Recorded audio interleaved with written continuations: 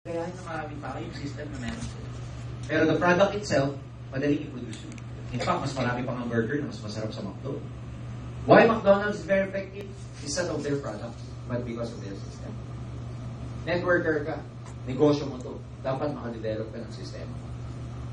Hindi pwedeng, hindi pwedeng pagising mo sa umaga kung ano lang yung gusto mong gawin, yun lang. No, this is business. Alam mo, nung nag-network ako, I was so huge. I had over 20,000 downlines, active. I can fill up the Araneta Coliseum, grupo ko lang. Ganong kalaking grupo sa stair step. Sa AIM Global, parang ganito ako. I have 5 direct global ambassadors. No, siyam pala, sorry. Siyam na global ambassadors, directly sponsored. Siyam. I had 5 GE, and I have 3 STs. Down the line, I have about 200 GA. Down the line. So, paano ako? Yung siyam na direct ko, I treat them parang McDonald's business. I treat them na parang McDonald's outlet. Every month, meron akong meeting sa mga branch manager ko. Siyam yun. May meeting ako sa kanila every month. Why? Why do I have to take my business seriously? Kasi yung negosyo mo, yung downline mo, yung isang line ko, for example, sa shop, baka dun sa isang line na yun, dun ang galing ang pinambili ko ng alcohol. Yung isang line, baka dun sa grupong yun, dun ang galing ang pinambili ko ng 3 kotse ko.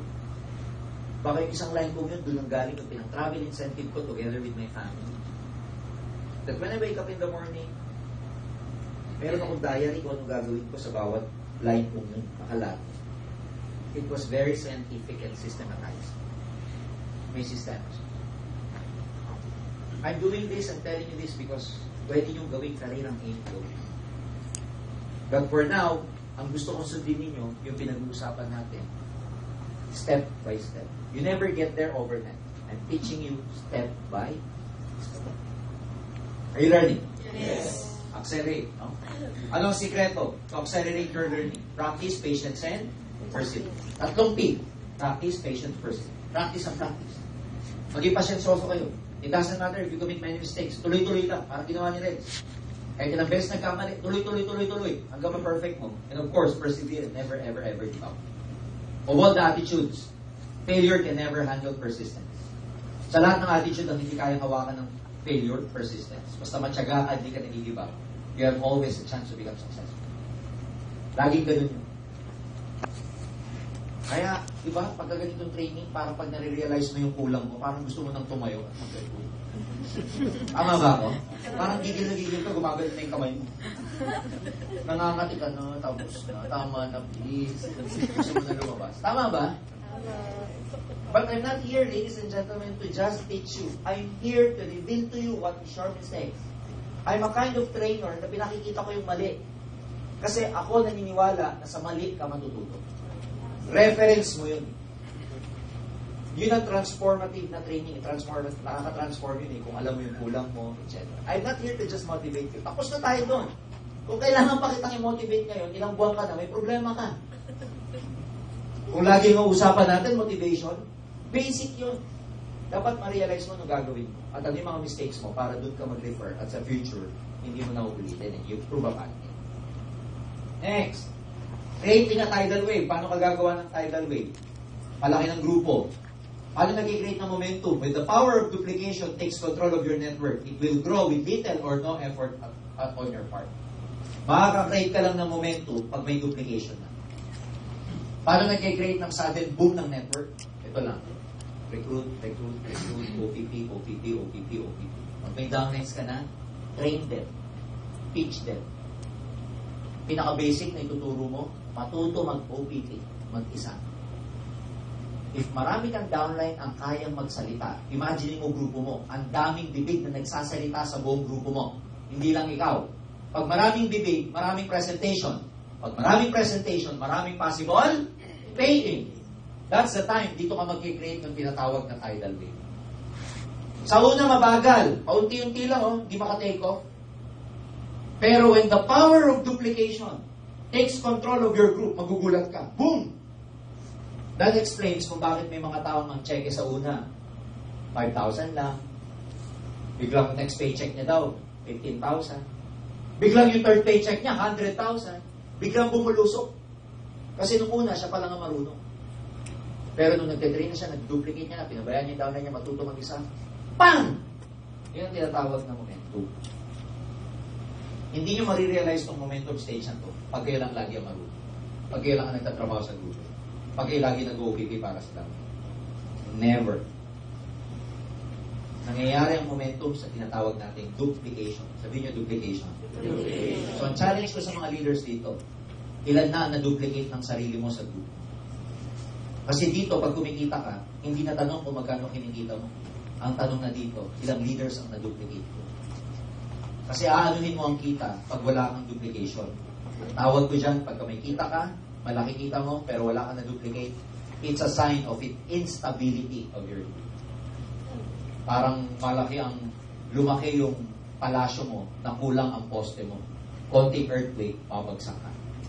So, to those leaders who are making money here, believe me, the question here is, how many leaders were able to develop and duplicate para tumibay ang network? Ayan. Speed is the key. Gaining enough momentum, speed that overcomes gravity. Yan yung momentum. Kaya dapat speed. Na-discuss ko na ito kanina. The universe loves speed.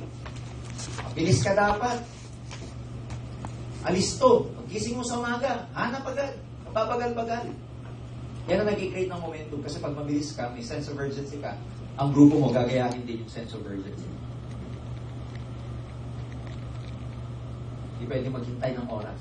Huwag kayong maghihintay ng activity. Ikaw ang gagawa ng activity. Huwag kayong maghintay na lalapit ang prospect. Ikaw maghanap ng prospect. Huwag nyo hintayin pumutok ang grupo.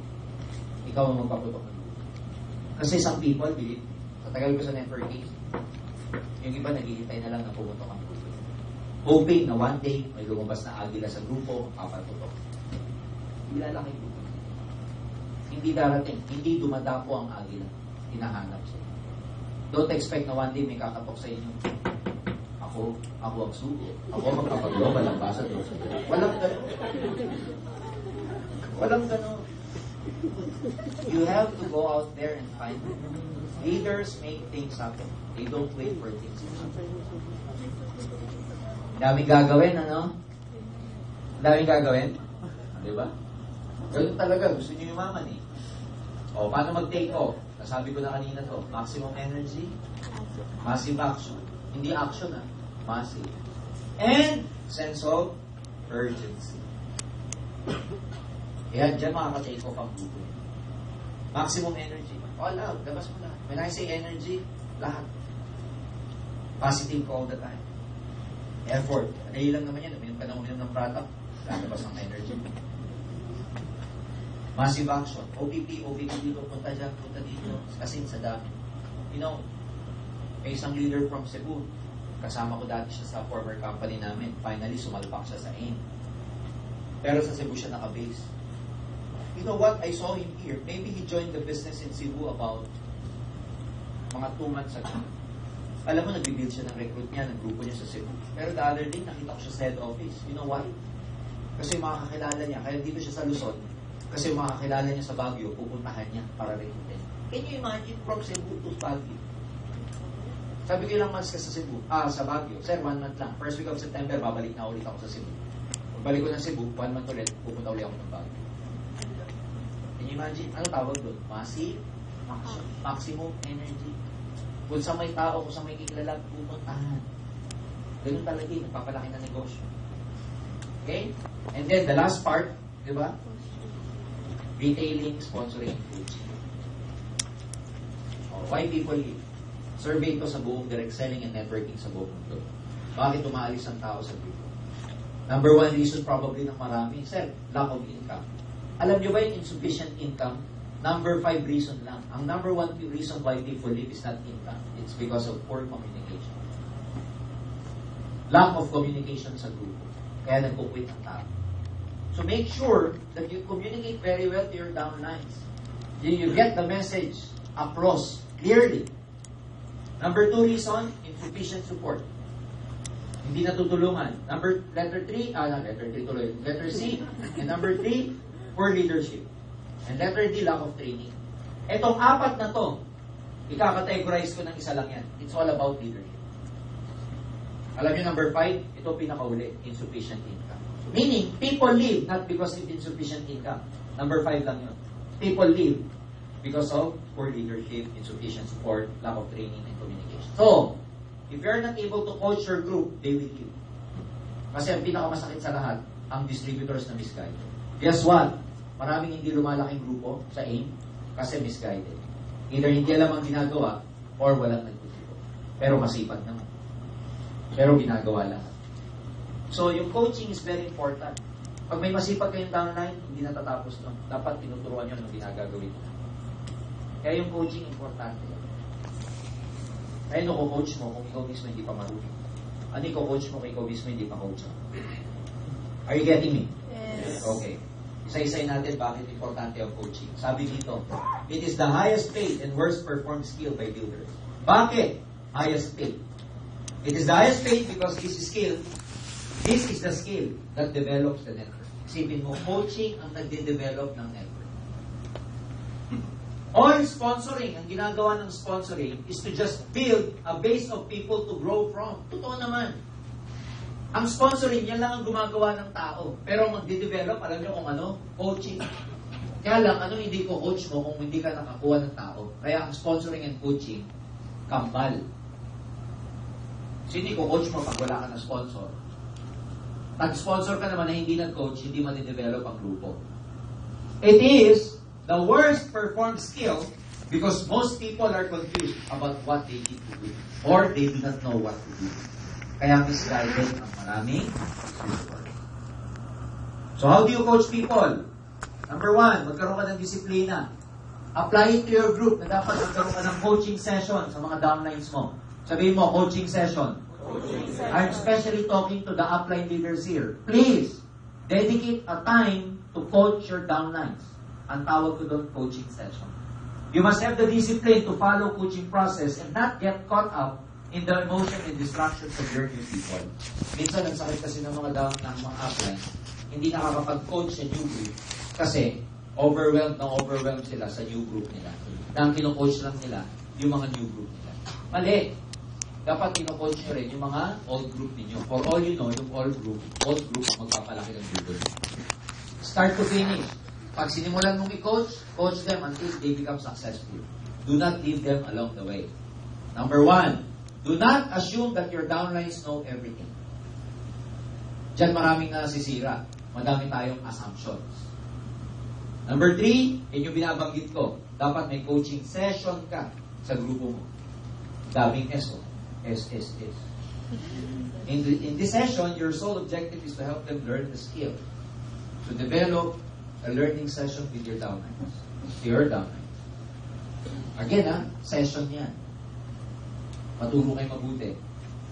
And then, of course, you must learn how to coach. Take note of the development of each key person in your team. Alright. Number 6. Last, dun sa building your dreams. Diba? Kung titignan nyo mabuti, how do you build your dreams? Number 1, learn the skills. Number 2, become confident. Number 3, accelerate your learning. Number 4, creating a tidal wave. Number 5, coaching. And number 6, self-development. Diyan lang kayo mag-concentrate to build your dreams. Ano yung self-development? It's the development of your character. This covers everything from your values, your attitudes, and goal setting. You have to grow in this.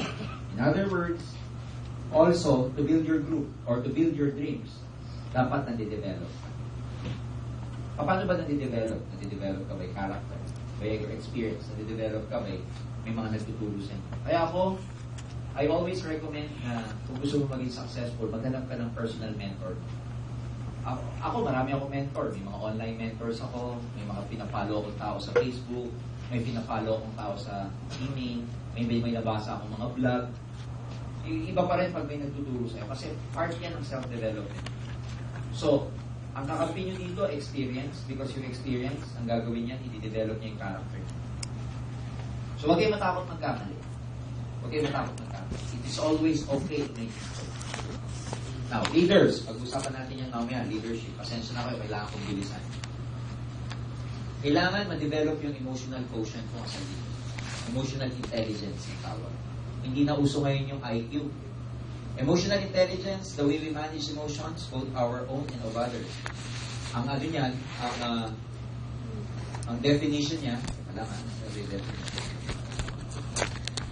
ayan, hindi nyo kailangan kopyahin to. Gusto ko lang i-defend. Emotional intelligence or IQ is like street smart as opposed to book smart. And it's what accounts for a great deal of one's ability to navigate life effectively. What having emotional intelligence looks like is that you're confident, good at working towards your goals, adaptable ka, and flexible. You recover quickly from stress and you are resilient. Sabi ko kanina, madaling i-apply yung skills. Ang problema ng maraming tao, walang confidence. Kasi mababa ang EQ. So para ma-test kung ano ba yung mga parameters para malaman o improve ang EQ mo, pag-uusapan natin isa-isa. Pero gusto ko muna itong sinabi ni Earl Nightingale about emotion. Sabi niya, whatever we plant in our subconscious mind and nourish it with repetition and emotion will one day become a reality. Kaya nga dangerous. Pag may inisip ka, nahaluan ng emotion, whether positive or negative, it becomes your reality. Kaya dangerous pagka mababa ang emotional quotient mo. So, masyado kang ma-emo, masyado kang ma-drama. Okay? So, para malaman natin how emotionally intelligent you are. Ito yung science. Now, pag wala dito sa science, huwag kayong mag-alala. Hindi ibig sabihin naman yun na, okay. Number 1, you're curious about people you don't know. Pag curious ka sa ibang tao, medyo maganda ang emotional intelligence.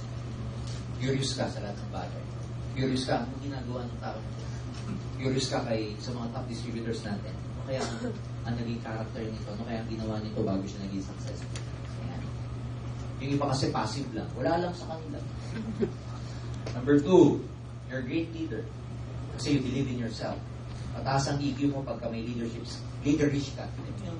Nung bata tayo, sa klase pa lang, may mga leaderish na. Di ba? Number 3, you know your strength and weaknesses. Mababa ang EQ mo pag hindi ka marunong tumanggap ng kahinaan. That's why yung mga tao masyadong defensive about their flaws, about their weaknesses, hindi strength yan. Weakness pala yun.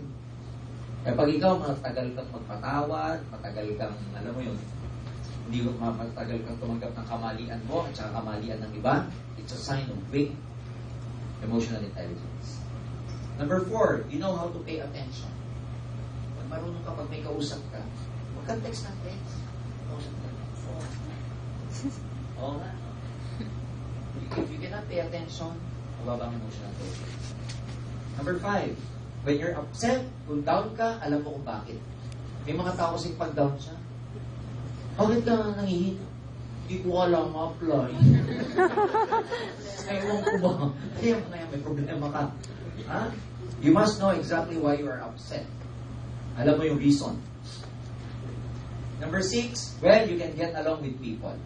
Hindi ka mahirap pakisamahan. Okay?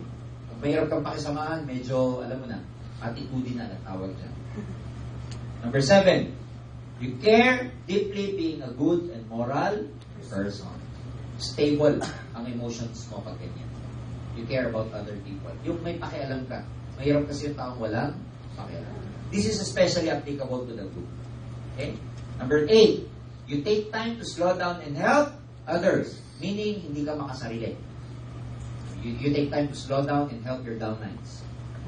Number 9, you're good at reading people's facial expression. Ano yung facial expression? Siyempre, alam mo na dapat kung yung prospect mo, ino-OPP mo. Yung alam mo na yung mukha niya kung hindi interesado. Pag hindi interesado, stop na. Huwag na yung alam mo na. Alam mo na yung kung ano na yung tsura, tinutuloy mo pa rin. Baliw ka pa rin. Diba? Ganun yun. Ako, nung kapanahunan ko, alam na mga downlines ko to. Pag ako nag-OPP, lagi ako may ballpen dito. Pag ako maglalatag na ng marketing plan, pag ginugod ko na yung ballpen ko, ang ibig sabihin nun, na-convince ko na yung kausap. Hindi ko inuhugot ang ballpen ko nang hindi kita na-convince. Kaya nung araw, pinaglalaroan ako ng mga downline ko. Pag nag-OPP ako sa Shangri-La Plaza. Kasi pag may mga high-end akong recruit, jump kinakausap sa hotel sa lobby. Pag nakita ko ng mga downline ko, kasi nakakalat sila, pag nakita nila ako humugot, nagbubulungan na yun, ako, in the bag na yung kausap niya ako. Pero pag natapos yung kausap ko, nang hindi ko inuhugot, isa lang ibig sabihin. Hindi ko nahugot. Ganun ako ka-tough. I was very tough when I was a networker. Hindi mo ako makikita mag-OPP. Pagka nakita ko, naramdaman ako hindi mo gusto. Hindi ka sasayangin oras. Hindi ako mag-OPP sa'yo. Ganun ako before. Bakit? Kasi naulitin ko, malaki ulo ko dahil I know may capacity. Kaya ko magalang na iba. Kahit ayaw ko sa akin. Kaya pag umugot ako ng ballpen ko, convince sila. In the bag. How did I develop that skills? Practice, patience, and perseverance. Number 10, after you fall, you get right back. Madali kang mag-move on. Pag na-reject ka, move on. Hindi ka tulad ng iba, pag na-reject, ganito kasi rasyonalin yan. Pag may kausap ka, at ni-reject ka at ayaw. Sometimes yung kaibigan natin, hindi lang tayo nire-reject eh. They say bad things against the company and everything, scams, etc. They make you feel bad about what you're doing. Okay lang sana yung bro, pasensya ka na. Hindi, may sundot pa yun. Para sa oras mo dyan. Pag nag-iwalay kayo, makatatlong hakbang yun, hindi ka na iniisip noon. Ikaw, ang layo mo na. Nasa jeep ka na. Ayun. Nasa bahay ka na, kumakain ka na. Babalikan ko siya pag mayaman. Natutulog ka na. Tintik siya. Panaginip mo siya pati. Ang tagal mo, mag. Tama ba? Tama. Dala-dala mo, in fact, 6 months ka na, pag nag-share ka, siya pa rin ang sinishare ka. Oh. Move on. You're good. You're a good judge of character. Alam mo rin, bumasa ng character ng ibang tao. Marunong ka makiramdam, di ka manhid, you're sensitive. Number 12, you trust yourself, you trust your intuition. Confident ka na, you trust yourself. You got your gut feeling. You trust your intuition. Yan yung mga signs. Ayan, emotionally intelligent ka when you know when to say no. Pag may nangutang, parang ako, the other day, meron akong kaklase ng college, 1994. That was 20 years ago. Tama ba? 94, 2004, 2014. Tama, 20 years ago. May kaklase ako ng college na sa aming magbabarkada, maaga siya nakapag-asawa. College pa lang kami, may asawa na siya. So, inaanak ko yung anak niya. Unfortunately, itong kaklase ko, si Elmer, namatay sa dengue. After that, hindi na kami nagkita ng wife niya, si LB something. Tapos after 20 years, the other day, nag-Facebook. Hi George, kumusta ka na? Tagal, 20. Ako excited kasi nahuli niya ako sa Facebook. Niyatak ko sa kanya. Tapos balik siya, nasa Dubai daw siya, college na daw yung anak ko. Okay, ako naman, in global love. I normally go to Dubai twice a year. Sabi ko, baka nandiyan ako sa September, balik na naman. Sabi niya sa akin, sige, let me know pag nandito ka, para magkita naman tayo. Maya-maya, sa sunod na message, George, favor naman, pwede umutang ng 5,000 kasi ganito ganyan. After 20 years, mangungutang. So, tingin mo, timing o hindi? Lesson yan. Ganun din kayo sa mga prospects. 20 years hindi kayo nagkita, chinat mo, tapos nililikod mo agad. Kami, hindi kami nagkita 20 years, uutangan ako agad. So, parang hindi maganda, tama ba? Para bang nakipag-connect lang kasi may Kailangan. turn off. And you should know how to say no. Pag sinabi ko no, diba? Not because I don't have the capacity. Kaya lang, tinuturuan ko siya na lesson yan sa kanya in the future that she can never do that para hindi na siya mapahiya sa ibang tao. Parang sa pangungutang, ganun din. Syempre, sa status natin, ang daming nangungutang sa atin. Sometimes yung pangungutang, ginagawa mong shortcut yung problema ng maraming tao. Kasi lahat naman tayo may financial, responsibility. May responsibility, issue ng anak, pangungutang sa'yo. Alam niyo, pangungutang kasi ang pinakamadaling paraan para i-shortcut ang problema ng tao. Ako, nagpapautang ako pero hindi utang, bigay. Halimbawa, kailangan ng 10,000. Bigyan ko ng 5,000. Sa'yo na yun, bayaran mo o hindi, magkaibigan tayo. Pag hindi mo ako binayaran, hindi masama ang loob ko kasi bigay. Pag binayaran mo ako, di okay. Ang problema kasi pag nangutang ka, kasi nangutang, hindi ka nabayaran, wala na, sira na pagkakaibigan mo. Tama ba? Mahihiya pag hindi nakakapagbayad, hindi nakikipag-communicate, na umiiwas sa'yo. So to preserve the relationship, minsan di ako nangungutang, nagpapautang, nagbibigay na lang. Ngari, ang amount na kailangan, 10, bigay ka ng 3. Okay na yun. Hanapin niya na lang yung 7,000 sa ibang tao. Huwag na sa'yo. Ganon. Lahat yan mangyayari, may experience ninyo dahil sa network. 14, always motivated. Pag ang motivation mo up and down, ngayon motivated ka. Bukas yun. Nakita mo apply mo, motivated ka na. Na-enjoy ka, hindi. Nakita mo crush mo, motivated. Nakita mo may kasamang iba yung crush mo, bad trip ka na. Mahina ang EQ mo niya. Ha?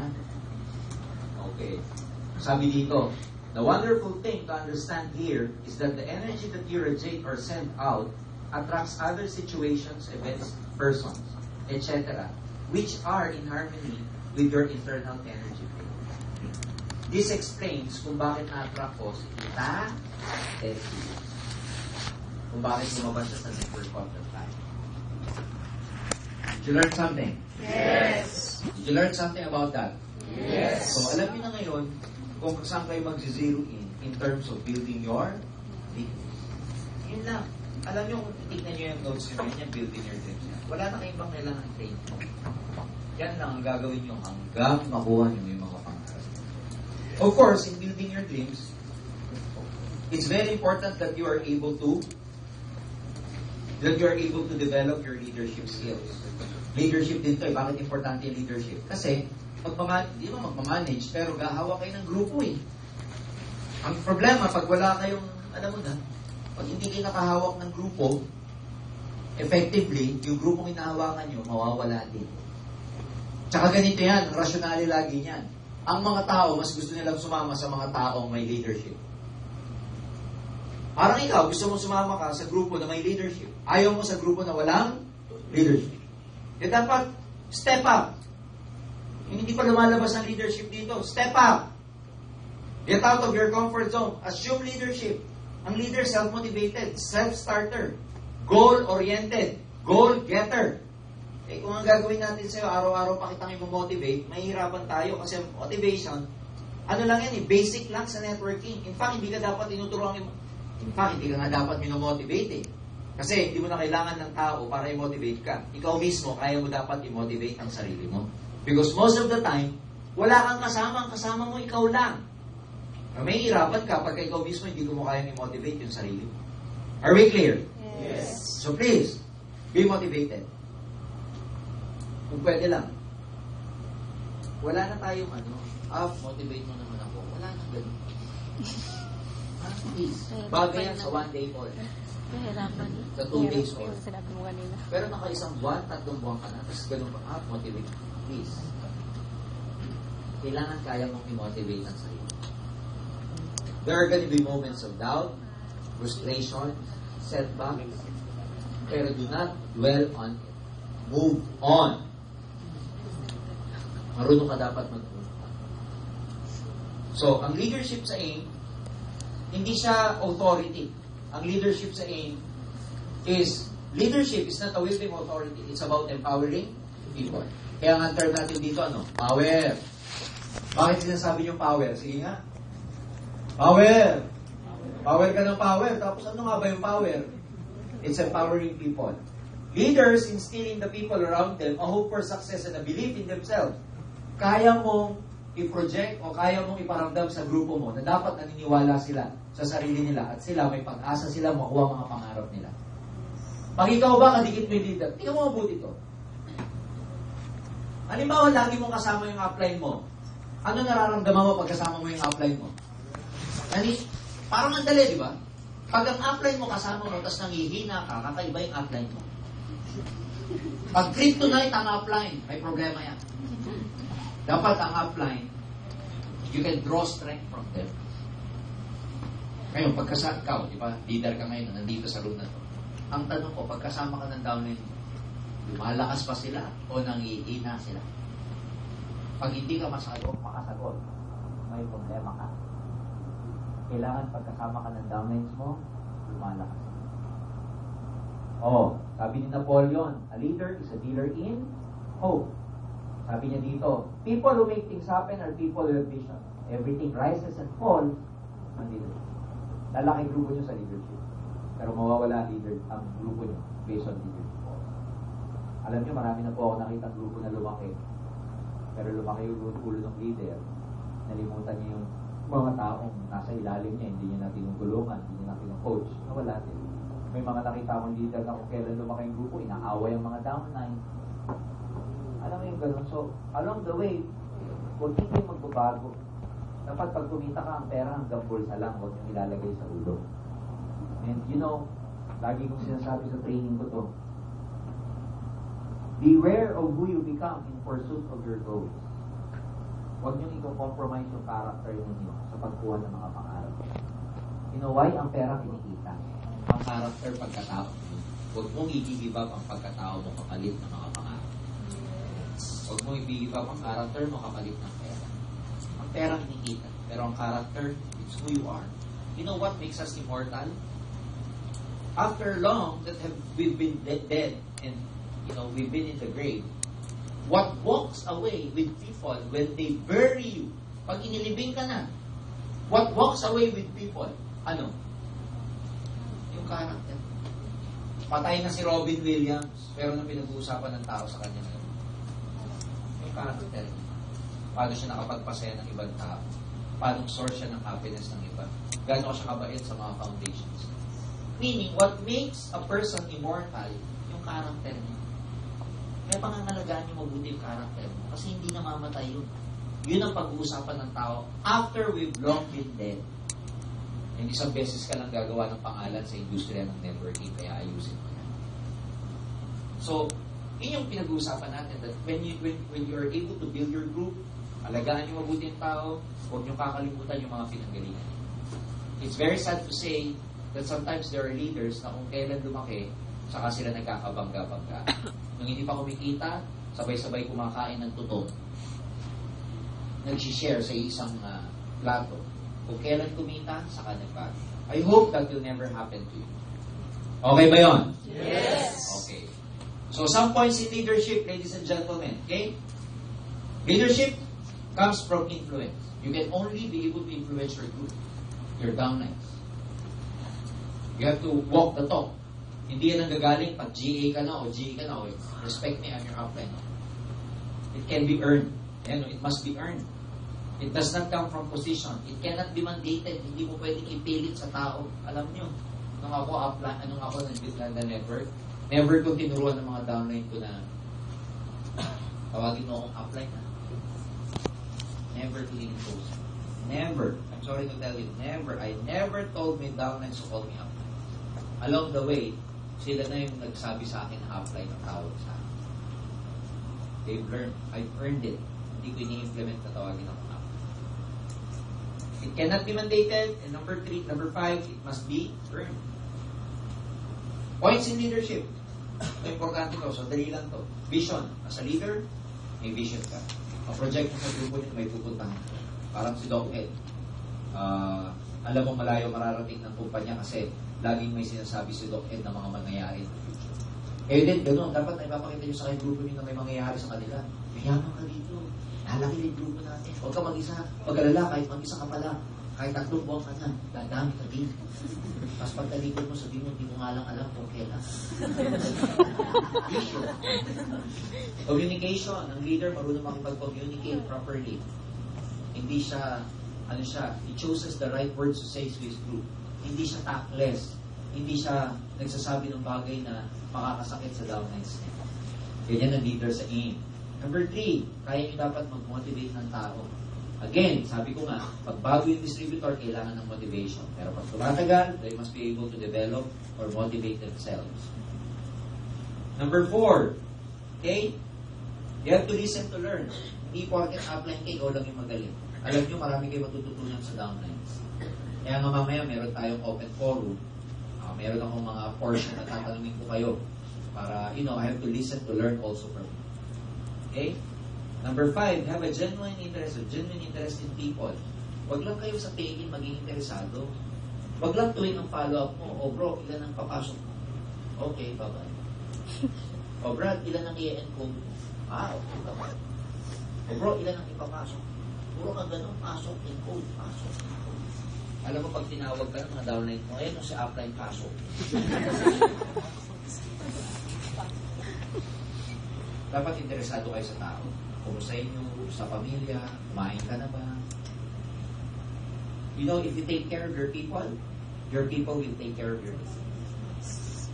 Kung kailan mo iniisip ang mga tao, doon lalaki production.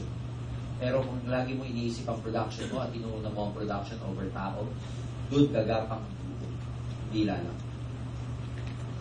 Napaka-ironic ng negosyo natin kung kailan mo isipin yung ibang tao sa kalalaki grupo. Kung kailan mo laging iniisip ang sarili mo, hindi lalaki. So, dapat maging interesado kayo sa tao. Number 6, see things through other people's eyes. Kailangan ilagay mo rin yung sitwasyon mo sa sitwasyon ng downlines mo. Ang dami nasisira sa ganyan. May upline, magagalit sa downline. Ba't hindi ko natin ng training? Sabi nga, drop everything. Ang tigas talaga ng ulo mo. Hindi niya alam, yung downline, may sakit ang anak, kaya hindi nakaalis ng bahay. Alam mo yung mga ganun? O kaya naman, hindi nakaalis, o kaya hindi naka-attend ng training kasi may dinadala palang personal problem. Nag-away pala mag-asawa. Lumayas pala yung anak. Kailangan marunong kang ilagay yung sitwasyon mo sa ibang tao. Hindi lang yung ikaw lagi. Number 7, set goals for yourself and for your people. Ako, importante ito as a leader. Dinideclare mo dapat publicly ang goal mo. At pinasasabi mo sa grupo mo. Pinapakita mo sa grupo mong may target ka. Right? Alam mo, this month, ang goal ko, 20,000 ako. This week, ang goal ko, meron akong 5 direct mapapay in. Sinasabi mo dapat yan. Dapat may goal ka. Alam nyo kung bakit? Kasi ang mga grupo mo, hindi matututong mag-set ng goal kung yung leader, walang goal. Kaya dapat may tinatarget kayo.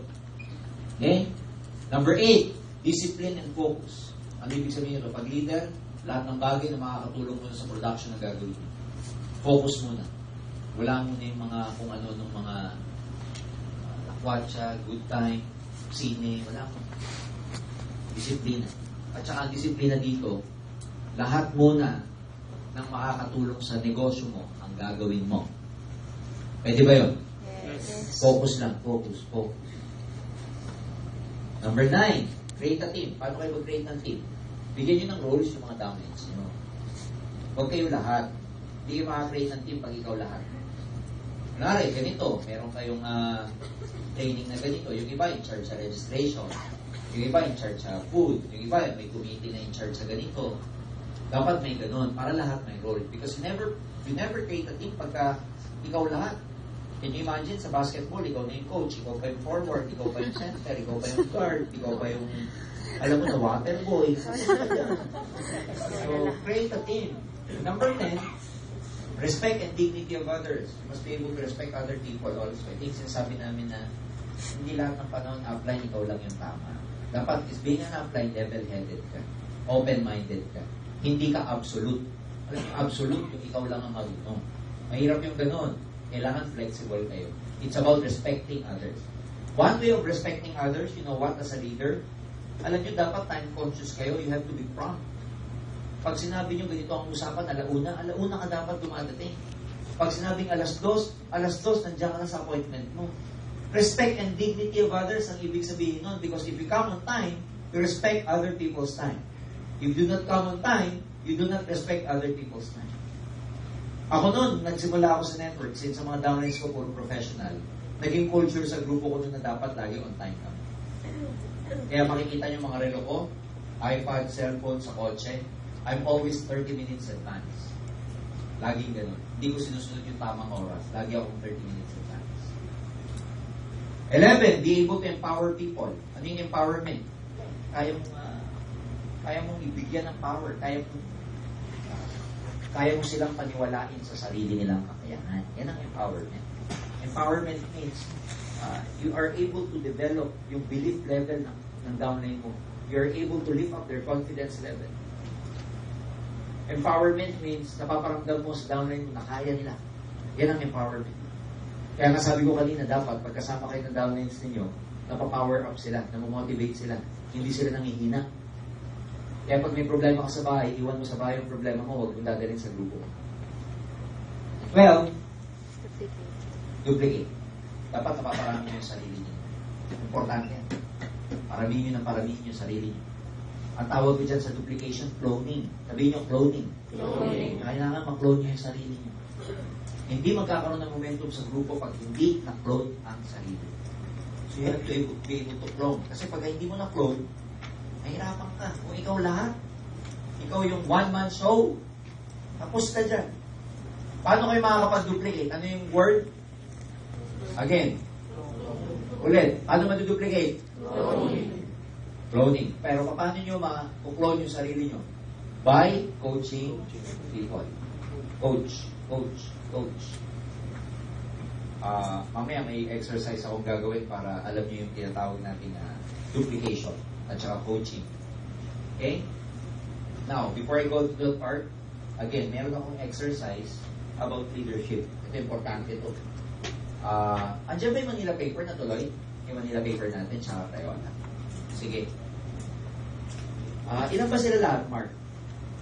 Hindi ko na mahihibahin. Ilan sila?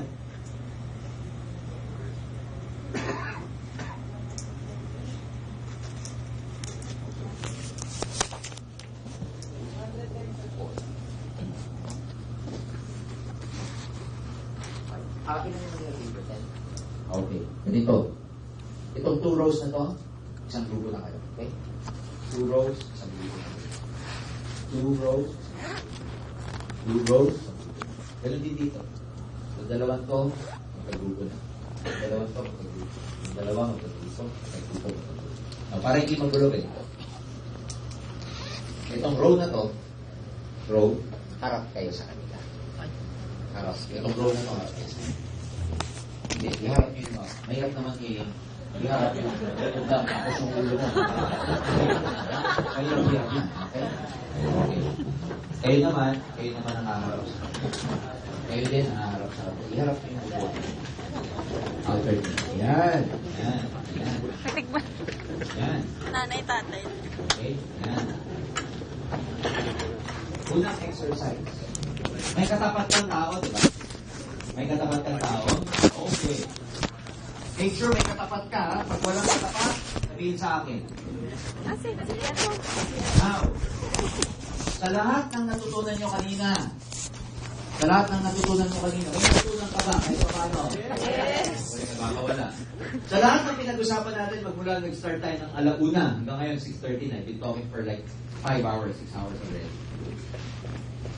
Ano yung greatest impact sa'yo na na-realize mo magmula kanina? Sulat mo. Ano yung greatest impact sa'yo?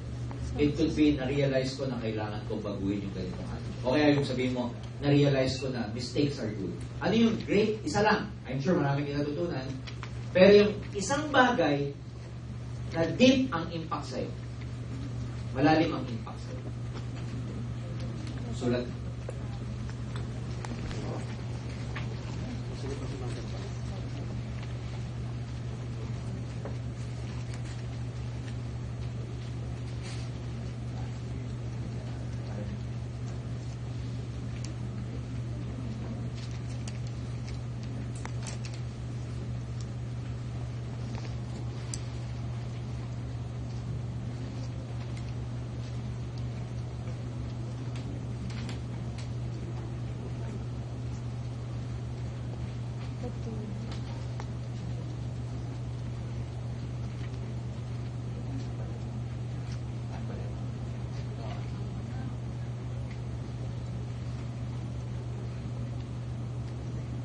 Okay, isa lang naman yan eh. So, I hope na, be able to refer to that later when you go home.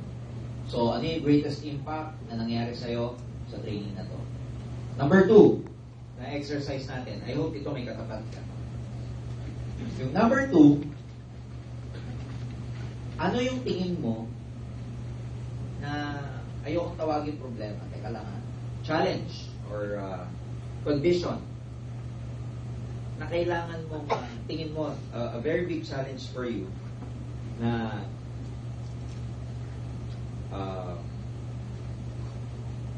hindi mo alam ang sagot. Ulitin ko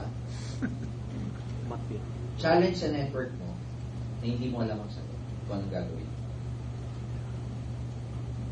Kunwari, hindi ko po alam, I don't know how to develop a leader. Ayan, ganun ba? O kaya naman, I don't know how to become serious in the business. I don't know paano lalalim ang commitment ko. Ayan, mga ganyang problema ba? I don't know ano kailangan ko para ma-motivate ako. O kaya sabihin mo, hindi ko alam paano maging self-motivated. Yung ganong klaseng reason. Na reason na palagay mo, naghihinder sa growth mo sa network. Isa lang. O sige, 3 para maganda. 3.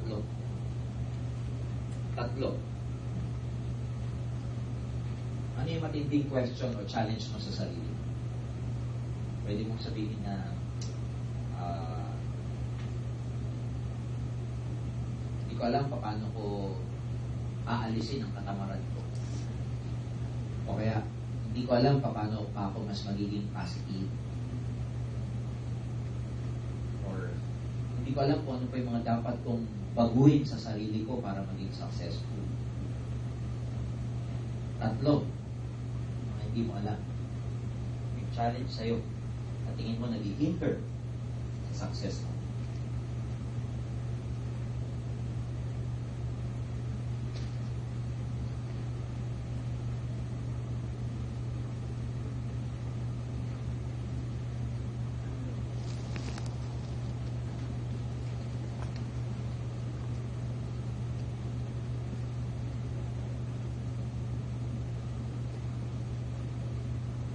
Or hindi ko alam kung paano ko dadagdagan ang activity ko. Hindi ko alam kung anong activity ko pa ang kulang sa pagputok ng grupo. Hindi ko alam kung anong makakatulong sa production ko. Things you find very challenging and tingin mo parang hindi mo alam ang solusyon o sagot sa challenge or condition na yun.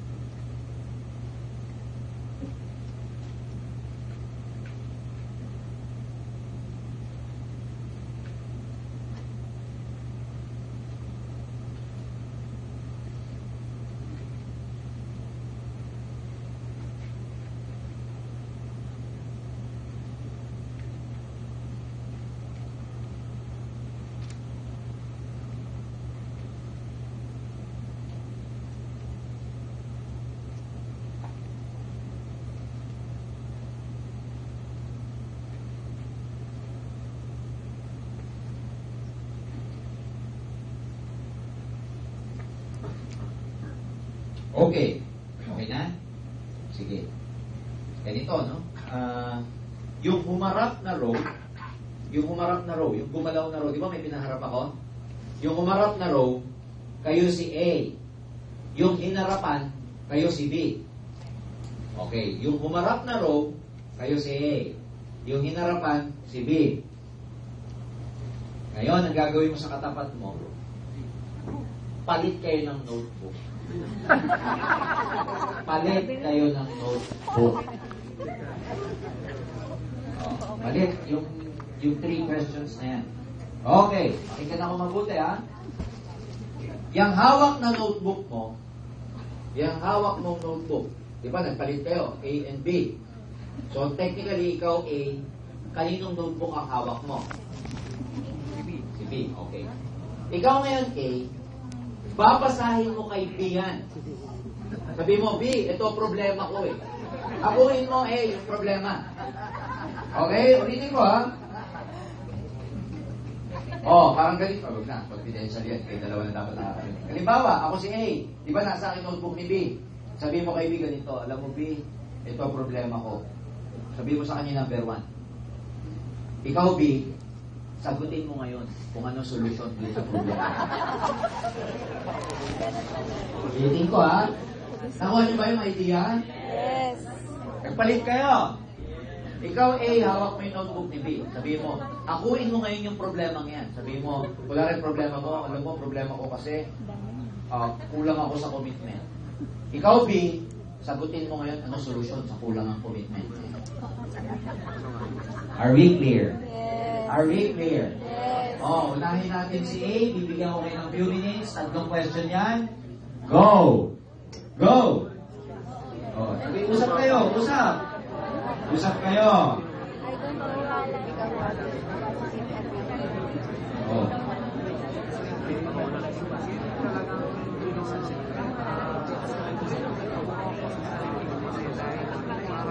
Disappoint ako sa mga pinasok ko din.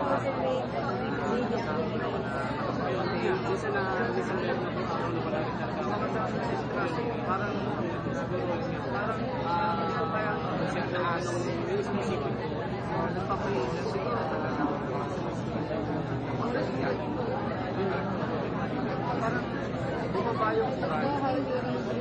Parang nawala yung tiwala. Kasi lagyan ng tungkol sa siyempre, para sa akin, pero magandang ko kaibigan. Siyempre, kasi sabi niya, challenge. Ano na how to start and improve? Yung sa walang oras naman, naaral ko naman ito. For me, ako ito, pero hindi ako nagpapagay siya. Parang sa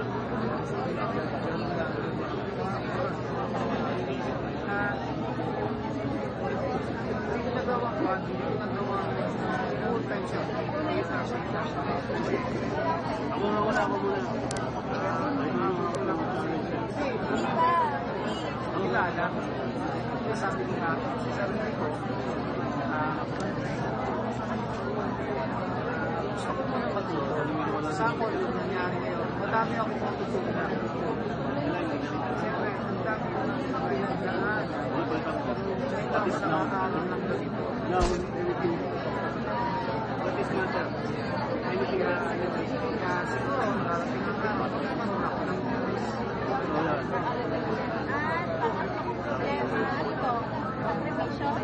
yung sakripisyo, kasi kaya ako naman nasabi ng sakripisyo, sa age ko nito, parang hindi na ba? Kasi unang nakakakot sa akin, nakakasira sa akin, bakit kung pinag dyan, baka kapag yun ba? Siyempre parang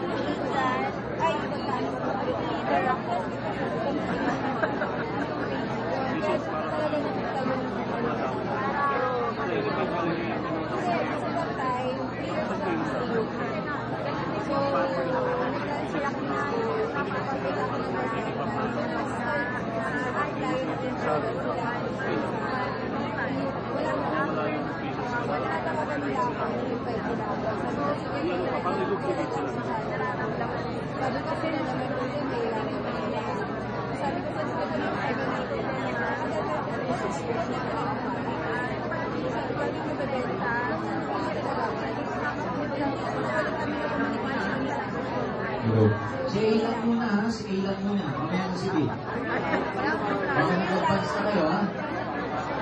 O sige, pati si B, pwede na. Kasi nakita ko yung iba, kailangan eh. Excitement, excitement. I don't know how to build my communication.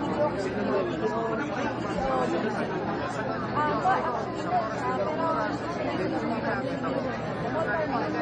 actually, pero,